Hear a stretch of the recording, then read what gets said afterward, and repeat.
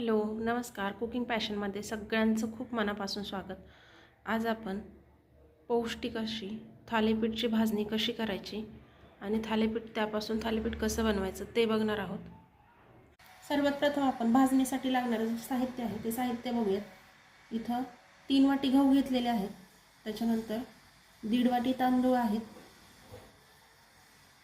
1 वाटी जी आहे ती ज्वारी घेतलेली आहे. त्याच्यानंतर पाऊण वाटी बाजरी आहे. अर्धी वाटी हरभरा डाळ आहे. पाव वाटी मूग डाळ घेतलेली आहे आणि 3 चमचे आपले पोहे खायचे चमचे असतात ना, ते 3 चमचे उडीद डाळ घेतलेली आहे. उडीद डाळ चिकट असते जास्त, त्यामुळे उडीद डाळ थोडी घ्यायची आहे. त्यानंतर 1 चमचा जिरं घेतलेलं आहे. इथं 1 चमचा धने घेतले. 2 चमचे तीळ घेतलेले आहेत. इथे 1 दालचिनीचा तुकडा घेतला आहे. त्याच्यानंतर 2 लवंग घेतलेले आहेत आणि 4 ते 5 काळी मिरी घेतलेली आहे. आता हे सगळे जिन्नस जे आहेत ते आपल्याला भाजून घ्यायचे आहेत. लो टू मीडियम गॅसवरती चांगले असं हलकासा त्याचा सुगंध येईपर्यंत भाजून घ्यायचे, म्हणजे आपली भाजणी खूप छान होते. आणि मंद गॅसवरती भाजायचं आहे आणि सगळे आपल्याला वेगवेगळं भाजायचं आहे. कुठलाही धान्य किंवा डाळी एकत्र करायच्या नाहीत, कारण इथं गहू आहे, ज्वारी आहे, याला भाजायला जास्त वेळ लागतो. तुलनेने तांदूळ पटकन भाजतात. त्याच्यामुळं आपल्याला सगळं वेगवेगळं भाजून घ्यायचं आहे. गहू भाजून घेऊयात. पहिल्यांदा इथं गहू भाजून झालेत आपले. गहू भाजण्यासाठी लो टू मीडियम गॅसवरती मला 4 ते 5 मिनटं लागलेत. आता हे काढून घ्यायचं आहे का भांड्यामध्ये. ज्वारी टाकायची.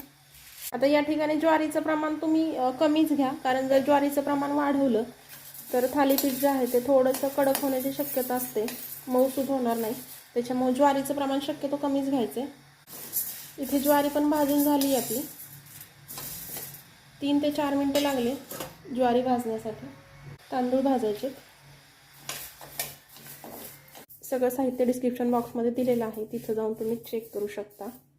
तांदूळ पण 2 ते 3 मिनटं चांगले भाजून घेतले तर काढून घेऊयात. आता बाजरी 1 ते 2 मिनटामध्येच भाजते व्यवस्थित. काढून घेऊयात. आता हरभरा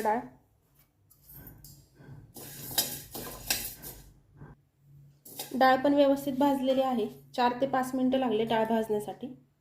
काढून घेऊयात. मूग डाळ आणि उडीद डाळ एकत्रच भाजायची आहे. आता ह्या दोन्ही डाळी व्यवस्थित भाजल्यात. काढून घेऊयात. ह्या डाळी भाजण्यासाठी 2 मिनटं लागले मला लो टू मीडियम गॅसवरती.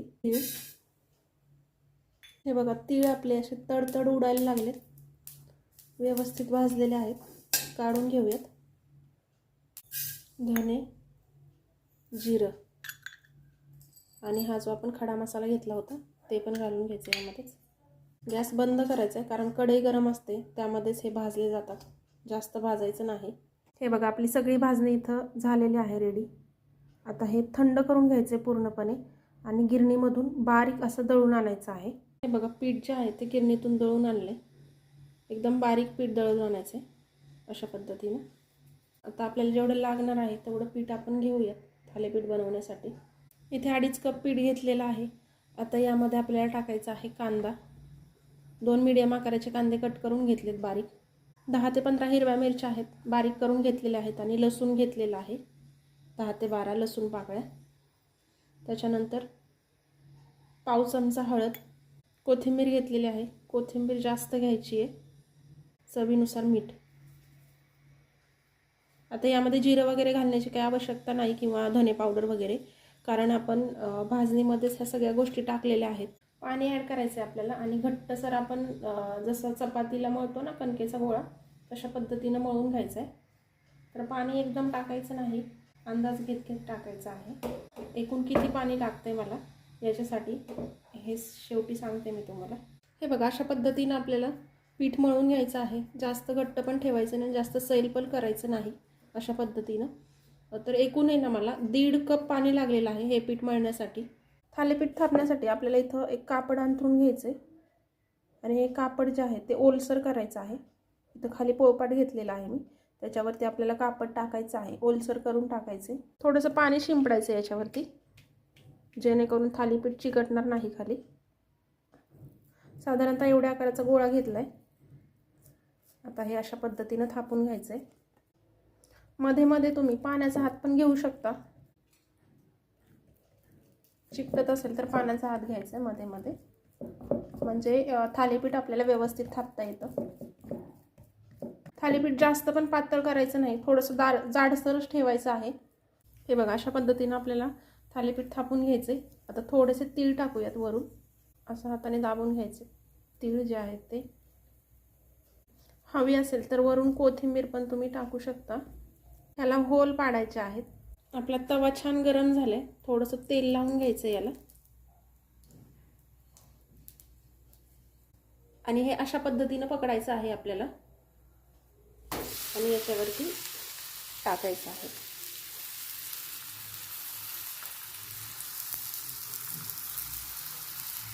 असं अलगद काढून घ्यायचे. जर हे कापड निघत नसेल, चिकटून बसलं असेल तर थोडंसं पाणी टाकायचं वरून अशा पद्धतीनं आणि काढून घ्यायचं. तेल सोडायचं थोडंसं.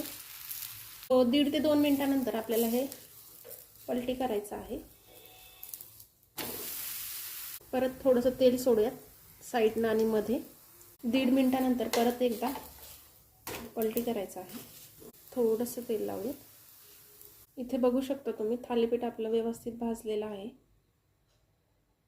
आता हे एका जाळीवरती काढून घ्यायचं आहे. अशा प्रकारे आपलं थालीपीठ रेडी झालेलं आहे. तुम्ही दह्यासोबत, चटणीसोबत खाऊ शकता. तर रेसिपी कशी वाटली तुम्हाला कमेंट करून सांगा. व्हिडिओला लाईक करा, शेअर करा आणि चॅनलला सबस्क्राईब करा. तुमच्या एका लाईकमुळे मला नवीन व्हिडिओ बनवण्यासाठी प्रेरणा भेटते. पुन्हा भेटूया छानशा रेसिपीसोबत. तोपर्यंत बाय.